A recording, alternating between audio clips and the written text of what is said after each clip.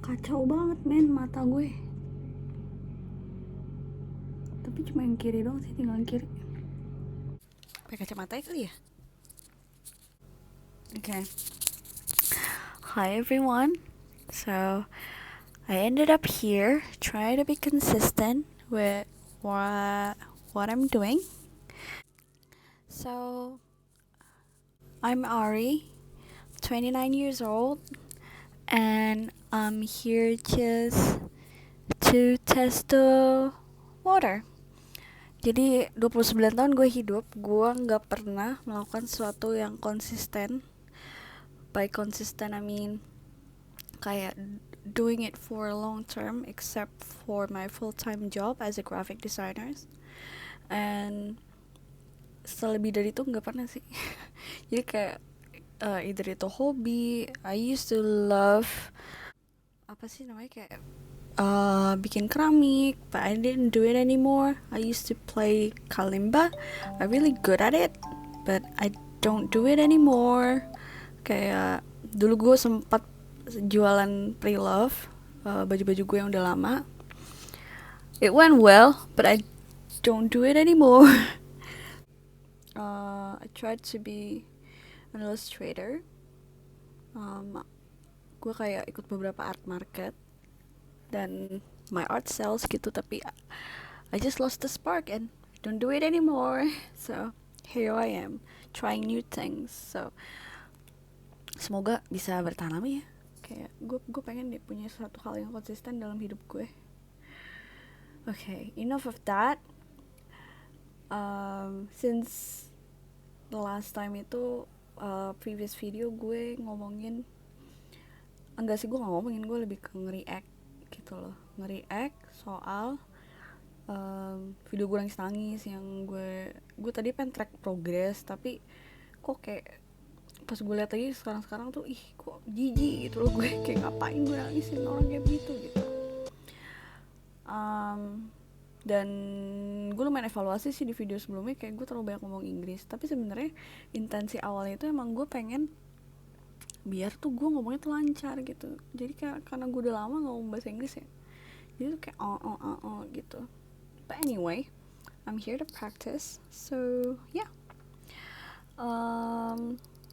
So today's topic is still my ex.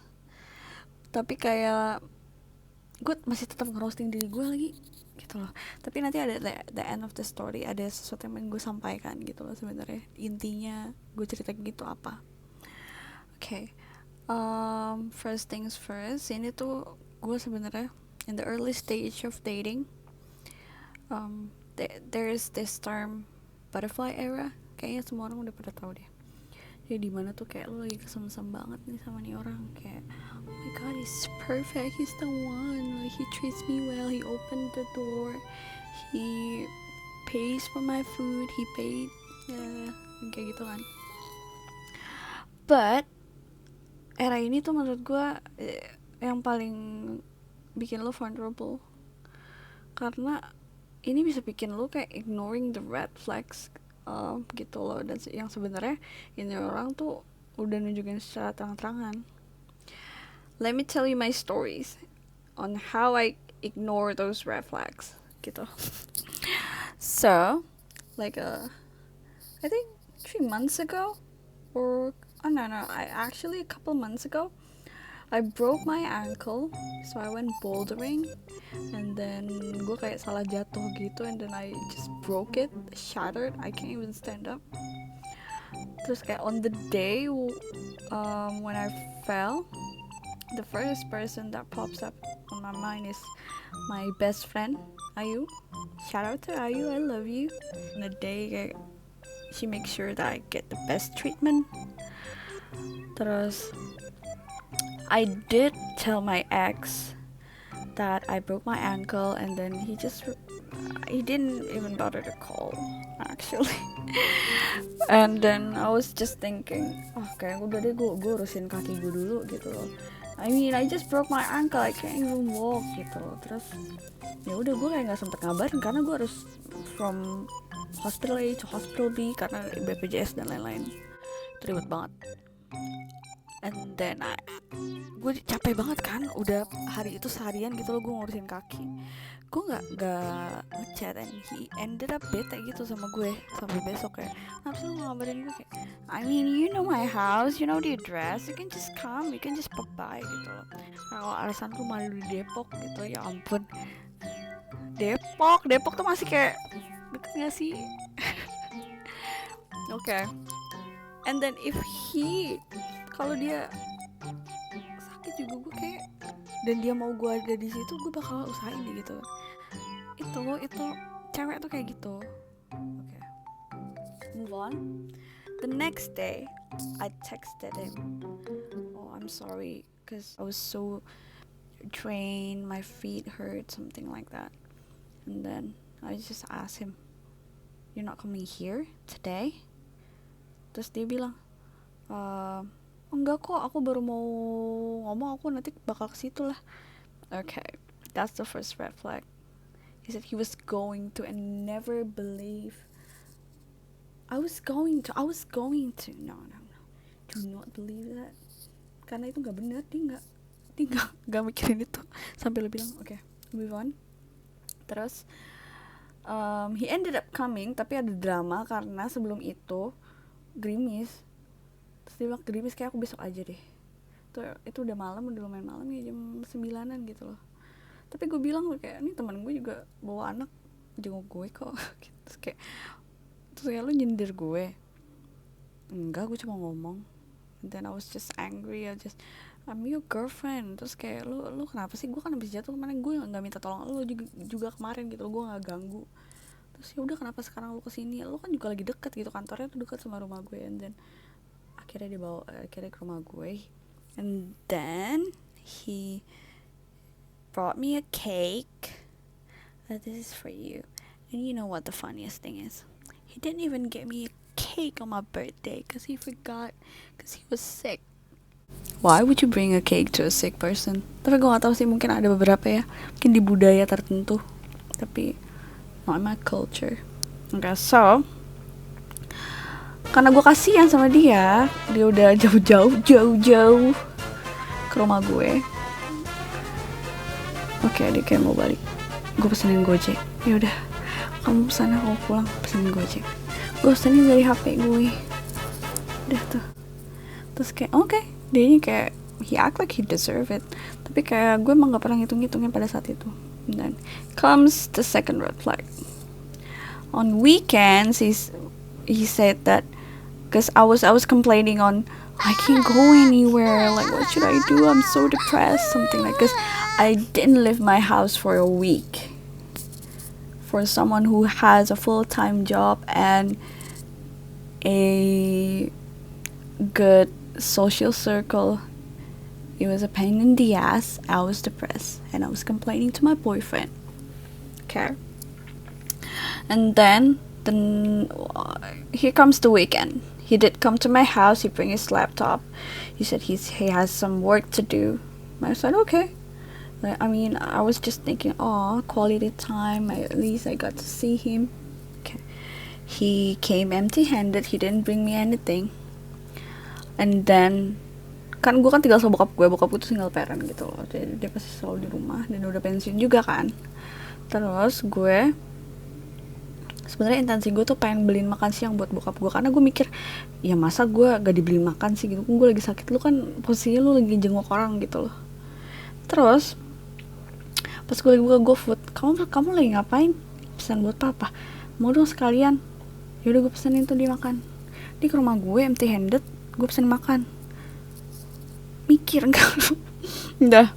Tapi gue pada saat itu gue yang ngebadut, gue kayak at least he's here, at least I have company. That was me ignoring the second red flag. Tapi sebenarnya sebelum ini udah banyak red flag sih, cuma gue ignore. Tapi ini agak lucu aja karena gue lagi sakit, gak bisa jalan, gue pengkor, dia malah begitu. Oke. And then terus habis itu dia kan ulang tahun. Tadi tuh gue udah research kayak tempat yang cakep deh, romantic, fancy, and then he said that he loves steak, so I book a place, a restaurant that specializes in steaks.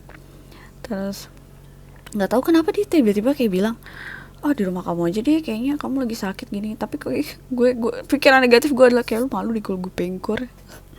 But anyway, he did came to my house, and then I got him a cake. I did take a picture of him, but he didn't repost because he said he looks ugly. Man, you always look that way. Okay, so he did came to my house empty-handed. I didn't get him anything because I can't walk, I can't do anything. Tapi kalau bisa dibilang alasan aja, ya bodo amat, orang gue lagi sakit. Terus I get him a cake, and then I order nice food so we can, you can have dinner at my house, just kayak chill aja gitu loh. Okay, he looks happy at that time, but I don't know. And then another weekend come, I thought that it wasn't enough what I did for him gitu. Karena kayak I just got him a cake and just take home meal. Terus kayak I plan another surprise kayak, okay, let's go to a steak place, karena pada saat itu gue udah mulai bisa jalan pakai crutches gitu loh. Habis itu ya udah kita makan dan lain-lain. He looks happy actually, tapi kayak dia tiba-tiba bilang, kayaknya dia tiba-tiba bilang kayak, aku suka banget deh band ini, dia bakal main di festival ini, kamu beliin ya buat kado aku. Terus aku mikir kayak, terus yang kemarin-kemarin apaan? Jadi kayak masih mikir kayak mungkin apa yang gue lakuin belum enough gitu loh. Karena tapi gue udah tanya sebelumnya kayak kamu mau apa, tapi dia nggak tahu gitu. He did got me a present, kayak jaket Adidas Real Madrid gitu, which I really love. Tapi mungkin menurut dia amount yang gue keluarin belum pas gitu ya.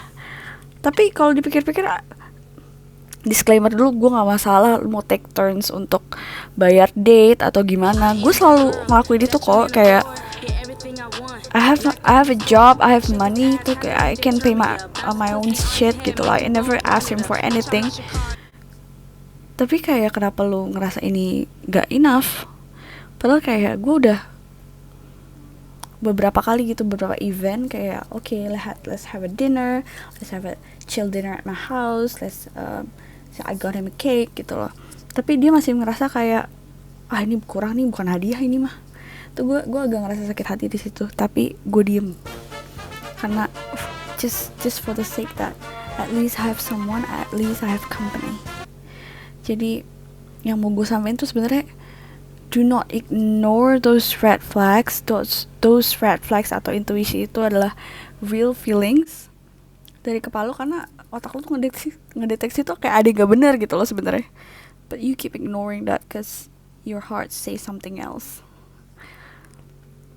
Yang gue sesalin adalah if I listen to those red flags and I act on it, it wouldn't be a 5 months relationship. It only been like 2 months top. Jadi menurut gue, cuma ada 2 option sih kalau lo ada di posisi kayak gitu lo, kayak lo nge-sense sesuatu yang gak bener. Cuma ada 2 option. Either you confronted him atau lu cabut gitu. Either you confronted him or you walk away.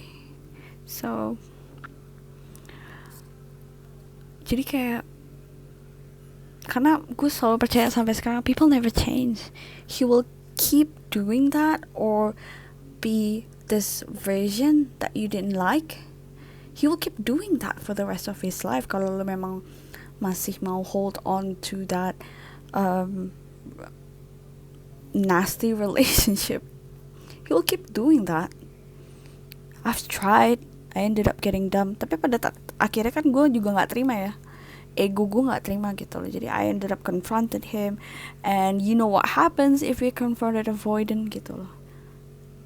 Jadi I never regret anything, I never regret the relationship, karena kayak at least you live your life, at least you fell in love, it didn't work out, that's life.